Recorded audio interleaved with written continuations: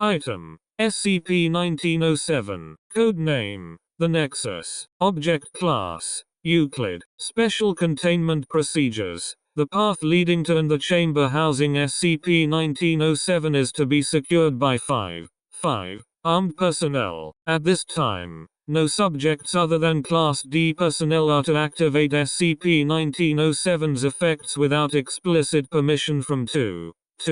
Level 3 researchers that have been directly assigned to SCP-1907, if not currently being utilized during testing. All bodies within the chamber housing SCP-1907 are to be removed from the area and incinerated. All comatose test subjects must be restrained during testing until further notice. No subjects are allowed to activate SCP-1907's effects more than 3 times every other month. A Class D subject is to be selected to activate SCP-1907's effects 4 times and have their body remain within the room containing SCP-1907. Personnel are not to interact with any bodies within the room housing SCP-1907. Description: SCP-1907 is a 3-meter tall and 2 meters wide archway composed primarily of smooth and uniform white quartz. The object is located within the cave system in the state of Tennessee,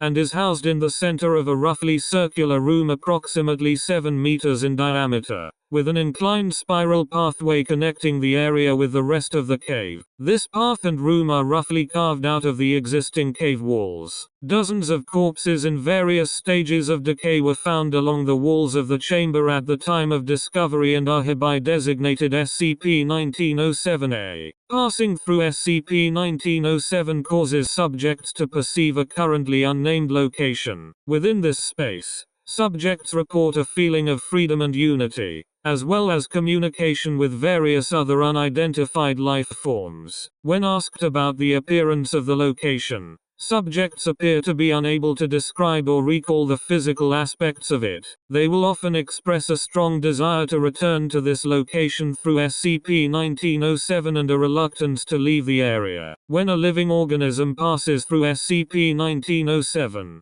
that individual enters into a comatose state. Those removed from the room housing SCP-1907 while in the aforementioned state consistently experience failure of all vital processes. Subjects will typically regain consciousness approximately 60 minutes after their first interaction with the anomaly. The recovery time doubles with each interaction until the fourth interaction, at which point subjects gain control of when they regain consciousness after passing through SCP-1907. Prior to Incident 1907 instances of SCP-1907-A would become animate at random times when no living subjects were present within SCP-1907's chamber. These figures displayed behaviors out of human norm, such as verbally communicating via clicking and whistling, using their tongues to trace patterns on each other's skin, and self-disembowelment. SCP-1907-A have been observed to cease animation when a living subject enters into the area. Due to the apparently non-hostile nature of the object towards Foundation personnel and in order to further study behavior, all corpses are to remain within the chamber. Incident Report 1907-AU. On the 7th of April 1989. During testing with the effects of repeated exposure to SCP-1907, the Class D subject being used for testing regained consciousness at the expected time after her second exposure to the object and attempted to eat 2 nearby researchers before being forced back through SCP-1907. The subject's body was restrained and secured to the wall prior to the next time she regained consciousness. Attached is the interview log from the incident. Interview log 1907-AU. Interviewed: D-83435. Interviewer: Dr. Walter Floyd. Forward: due to a prior incident in which the subject exhibited aggressive and hostile behavior towards personnel, the subject's body was restrained in order to ensure the safety of on-site personnel. Interview commenced immediately following the awakening of the subject. Begin log. Floyd: explain yourself. D-83435. Dazed: this is apparently normal. as subjects are noted to usually be heavily disoriented upon regaining consciousness after passing through SCP-1907. What do you mean, Doctor? Subject noticed restraints. What's this? Floyd. D-83,435. You bit Agent Rhodes's and Preston's necks and attempted to eat them before I shoved you back through the portal. Don't you remember? D-83,435. Chuckles. I thought it felt different. It always does when I have to come back. Sorry for snorting and hissing noise. By the way, I had no idea how he'd behave. I so too busy exploring everyone that I kinda just forgot about him. He didn't mean harm. Really. He thought you were predators. Floyd. Attempts to replicate noise. D-83,435.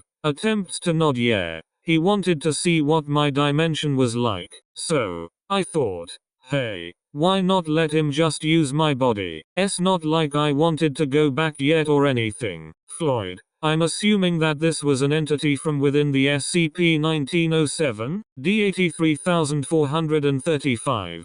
Right. He was just curious, is all. He never meant any harm. Laughs. Hell, I don't think he even realizes what he did was wrong. He couldn't even tell what the hell was going on. I don't think his kind usually has eyes or ears. Actually, now that I think about it, I don't know why I keep referring to him with gender. Laughs. Old habits die hard, I suppose. Floyd. Aside to Assistant Researcher Lagrange. Note the possibility of utilizing SCP-1907 for extra-dimensional exploration, along with increased security. Spoken to Subject. Very well. Due to the incident that occurred earlier, I believe we are done testing for today. When we return to Site 23, you are to tell Mr. Andrews that Dr. Floyd requires you to directly report to Dr. Flanders in Wing 07. There. The validity of your statements will be examined. D-83,435. Pauses. Looks confused. Huh? What do you mean we're done for today? Floyd. Given the recent occurrence, I feel that it would be best if testing of the object is discontinued for today and resumed at a later date by a different subject. D-83,435. Panicked. No. Please don't. I have to go back. I won't even show up again. You can burn this thing. Subject attempts to gesture towards her own body. Just please let me go back. Floyd. As I said, testing is done for today. Aside to Assistant Researcher Lagrange.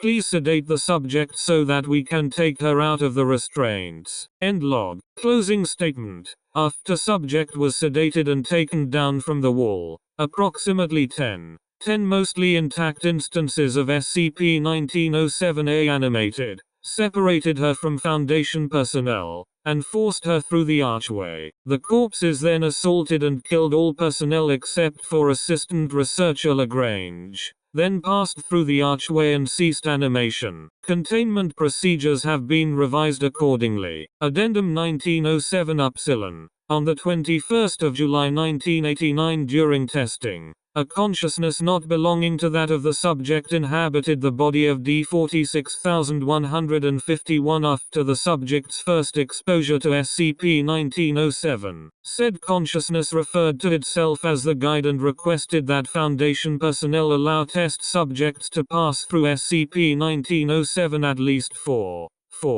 times and that said subject's corpses be left within the room. When denied, the subject expressed disapproval and claimed that it's so much more troublesome to use the shells while the oysters are still in them, and reiterated its requests. Upon denial, the subject reportedly sighed then cried out. Agents Towns, Blakeney, and Whitney, and researchers Faber and Scott began screaming for approximately 10 seconds before simultaneously ceasing, dropping to the floor, and exploring the ground with their fingers, licking and attempting to bite their surroundings, and flailing. Due to Assistant Researcher Lagrange's premature retreat from the scene, no further visual details are available. However, D-46151's audio device continued transmission. The following is the audio log taken from the event. D-46151. Once again, I'm deeply sorry for the delay we've had, but we should be back on track now. Now, as you can tell, this world has stronger gravity than you're probably used to, so even with these healthy vehicles, it might be a little hard for you to stand up. Don't worry too much about it. Crunching, sir. No, that's not food. We'll get to the food world later. Babbling. Haha. Yes, it's always interesting to have a mouth. First time, pause. Thought so. I have to admit, it's nice being able to talk out loud like this, but nothing really beats the connection in the Nexus. Right? Various sounds. Excellent. Well, I think I'll let you guys explore a bit now. Yes, those are eyes. Don't panic. Just get used to it, then we'll go back to the hub. Hope you have had an excellent experience on World 234. Version 5.